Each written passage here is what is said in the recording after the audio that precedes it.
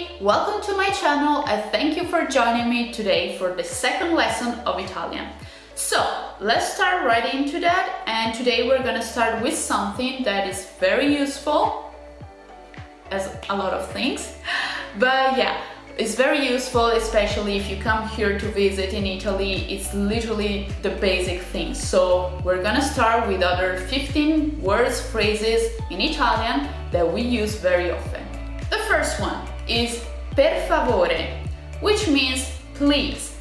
We say, of course, per favore, like in everything. Like for you guys, you say please. That's the thing though, we don't say that as often as Americans. I found out this. You Americans are very polite, very kind in this. I wish in Italy we are kind of like that, but I hope, let's hope for a better future. But yeah, we say per favore, like for you guys is please. So yeah, not much to say about this. Then we have grazie, which means thank you. Be careful to this, please, I beg you, because I've heard so many people that are saying grazie, they forget the E at the end of the word, and for us Italian, it's very like, we do not want to hear that. We cannot hear that. So please remember, say grazie. Remember the E at the end of the word, which we say E. So grazie, it's thank you. So when we want to say like thanks a lot, we say grazie mille. Like if somebody is very polite to you or does something very nice for you, we say grazie mille.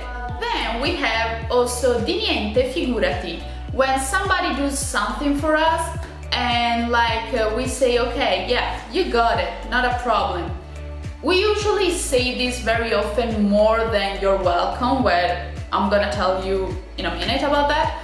But we usually say this more often than you're welcome. So remember this, di niente figurati, which means you got it, no problem. Then we have prego, which means you're welcome. We use prego, be careful to this because we use prego in very different situations. So of course the first one is to say you're welcome when somebody does something nice for you. Then, for example, if we enter into a store, the shop attendant is gonna say prego, like who's next or how can I help you? She's gonna tell you, he or she is gonna tell you prego. Also we say prego, where for you guys is like after you. Like if somebody is entering into a room and you wanna allow them to enter first, there in America you're gonna say after you. Here in Italy we say prego and we let them in. Also for you guys is I beg you pardon if, for example, you don't understand something, or if somebody speaks too soft, or you don't know what they really said. For you guys it's I beg you pardon. For us is prego. It's like yeah, you didn't understand something, you're like prego. Like, can you repeat? That automatically, like, you say that with a question mark, so the other person understands that is gonna repeat. Then we have scusa, which means excuse me. We say scusa to ask something. For example, where is the bathroom? Like, scusa, dov'è il bagno? Is excuse me for you guys. We also say scusa if for example we bump into somebody, we say scusa, where for you guys I know it's I'm sorry. For us we just say scusa. Instead to say I'm sorry, we say mi dispiace.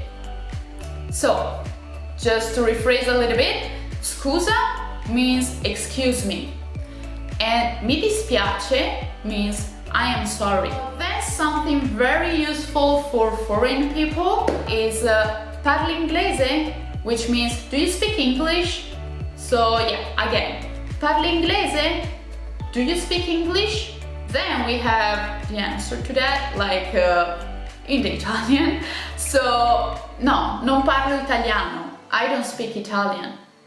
So again, non parlo italiano, I don't speak Italian. Then we have non capisco, I don't understand.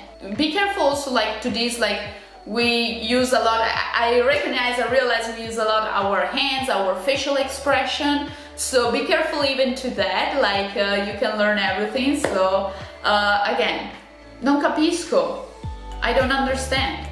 Then we have parla piano per favore, or is the same, parla lentamente per favore, which means speak slowly please.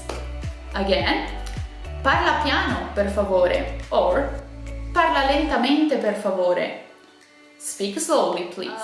Then we're gonna have ripeti per favore, which means repeat please. Again, ripeti per favore, repeat please. Then I have like couple of answers that you can say. So to express uncertainty, it's always one of those words that is like it turns my tongue. So to express uncertainty, we say non lo so, which means I don't know, I'm not sure. So you see even like my shoulders that are like we do even here with our hands.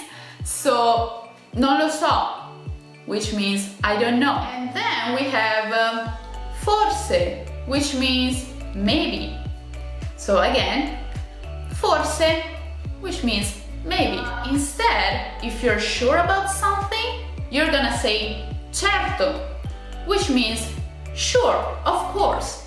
So again, we're gonna say certo, sure, of course. Also, like we usually add the si before certo.